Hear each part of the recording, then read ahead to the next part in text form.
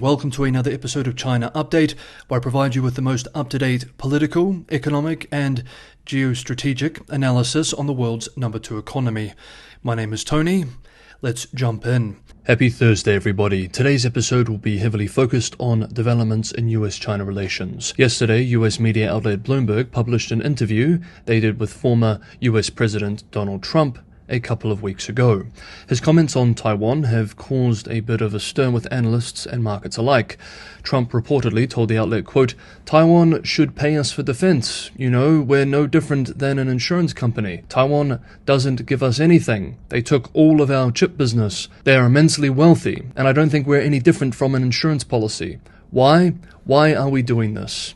End quote. The share price of Taiwan's semiconductor manufacturing company, the world's biggest maker of advanced computer chips, fell by 2.4% on the island's stock exchange on Wednesday, apparently in reaction to his comments. Trump has made similar comments about Taiwan in recent years. His latest may land in Taiwan with a bigger impact, given his strong position in the race against US President Biden. David Sachs, a fellow for Asian Studies at the Council on Foreign Relations, expressed on the comments, quote, "If I was in Taiwan, I would take this statement seriously, because it is not an isolated remark. There is a pattern now." End quote. Other analysts agree. Quote, "These comments, along with the absence of any mention of Taiwan in the RNC platform, likely means Taiwan's DC lobbyists are going to need to find new people to spend even more money on. It is also a reminder that we need to get ready for the more chaotic approach to foreign policy we saw in his first term. But do his comments mean the US would abandon Taiwan? I would not bet on it." End quote. State media was quick to report on the comments. State-run Global Times wrote yesterday, quote, "The DPP authorities of Taiwan should be trembling now. Former US President Donald Trump accused Taiwan of stealing US chip businesses and claimed that Taiwan should pay for US protection.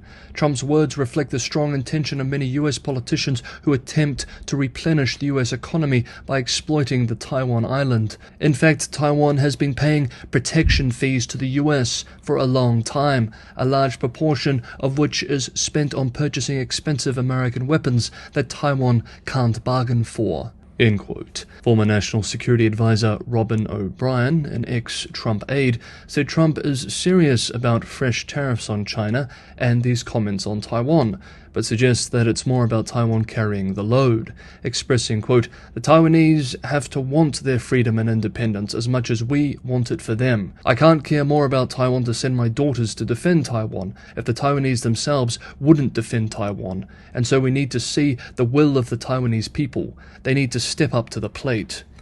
End quote.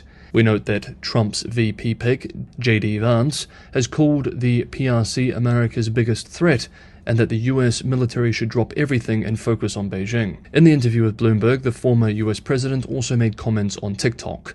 Quote, "I'm for TikTok because you need competition. If you don't have TikTok, you have Facebook and Instagram, and that's Zuckerberg, who would come to the White House all the time and be so nice to me. Then he took away my large, he would come and say, you have more followers."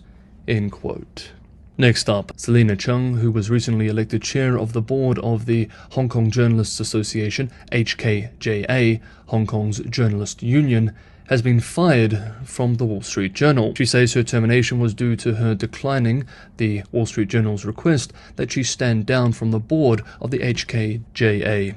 In a news conference yesterday, Ms. Cheng, a 32-year-old native of Hong Kong, said she was appalled that her first press conference as head of the association was one to announce that she was, quote, "fired for taking up this position in the press union." End quote, adding, quote, "Around 3 weeks ago, after senior editors at the newspaper found out I was running to be the HKJA's chairperson, my supervisor in the UK directed me to withdraw from the election. She also asked me to quit the board, which I had served on since 2021, even though the Wall Street Journal approved this when I was hired." End quote. Cheng said she declined the request, after which she was told that her role with the association would be incompatible with her job as a reporter covering China's automobile and energy sectors for the newspaper. She said the company had told her that employees of the Wall Street Journal should not be seen as advocating for press freedom, quote, "in a place like Hong Kong," end quote, even though they, quote, "can in Western countries where it is already established," End quote. In her news conference, Cheng said that her dismissal reflected a fear that journalists in the city have come to know too well. Quote, "The fear and unease the press in Hong Kong have been facing for years now has equally affected the journal's management, even though they are far away on different continents." End quote. In a statement, the Hong Kong Journalists Association said the journal is not alone in taking this stance and that other elected board members had been, quote, "persuaded by their employers to stand down," end quote. Previously, the Wall Street Journal's management in Hong Kong told one of its now former reporters, technology reporter Dan Strumpf, not to run for president of the Foreign Correspondents Club of Hong Kong, citing risks to the company. Beijing is no fan of the Hong Kong Journalists Association. Earlier this month, state-run Global Times wrote, quote, "The infamous Hong Kong Journalists Association recently elected its new executive committee. The association, with its spotty history of colluding with separatist politicians and inciting riots in Hong Kong, is by no means a professional organization representing the Hong Kong media. It instead serves as a base for anti-China separatist forces to disrupt Hong Kong and a malignant tumor that harms the city's safety and stability." End quote. Next up, we move back to US-China relations. But just quickly, if you like what I'm trying to do here with China Update and you'd like to see the channel grow and be seen by new people, it's a huge help if you can like, share with someone who would be interested in this sort of content, and if you haven't already, subscribe. These are the only way in which the algorithm will push these episodes to new people. Thank you so much, everybody, for the ongoing support. Now, let's move back to US-China developments generally. US-based outlet Bloomberg reports that the Biden administration has failed to persuade Japan and the Netherlands to voluntarily tighten controls on exports of semiconductor equipment to the PRC, and as such is now considering imposing the Foreign Direct Product Rule, FDPR. The rule lets the country impose controls on foreign-made products that use even the tiniest amount of American technology. Bloomberg writes, quote, "Such a step, seen by allies as draconian, would be used to clamp down on business in China by Japan's Tokyo Electron and the Netherlands' ASML, which make chip-making machinery that's vital to the industry. The US is presenting the idea to officials in Tokyo and The Hague as an increasingly likely outcome if the countries don't tighten their own China measures." End quote. The goal is to persuade allies who have already restricted some shipments of key equipment to limit their company's ability to service and repair restricted gear that's already in China, which US firms are banned from doing. ASML has a monopoly on making the machines that produce the most advanced semiconductors. As we can see here, it is highly exposed to the China market. Meanwhile, yesterday, the PRC Ministry of Foreign Affairs said that China has decided to suspend talks with the United States on holding a new round of consultations over arms control and non-proliferation. A spokesperson for the ministry said, quote, "The responsibility for the suspension lies squarely on the US side," end quote.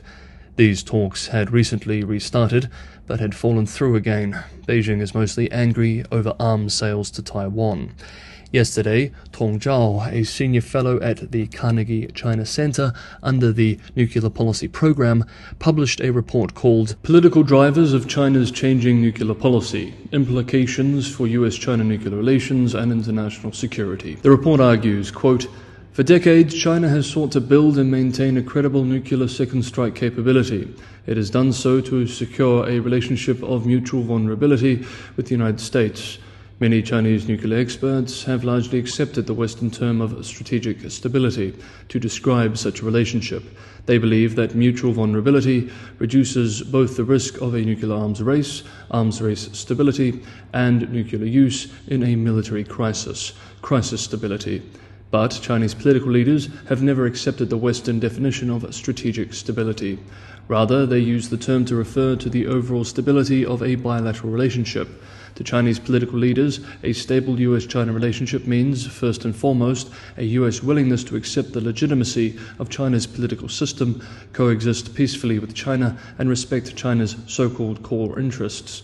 This report contends that the current shifts in the country's nuclear policy are mainly rooted in changing political considerations Contemporary Chinese leaders, particularly Xi, have elevated the political importance of nuclear weapons.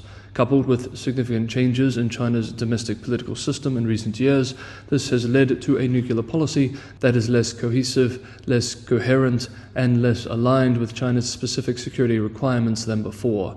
These complex political dynamics remain largely ignored by international policymakers and analysts." End quote. Okay, that is today's episode of China Update. Thank you so much everybody for watching. Have a good Thursday, and I will see you all tomorrow.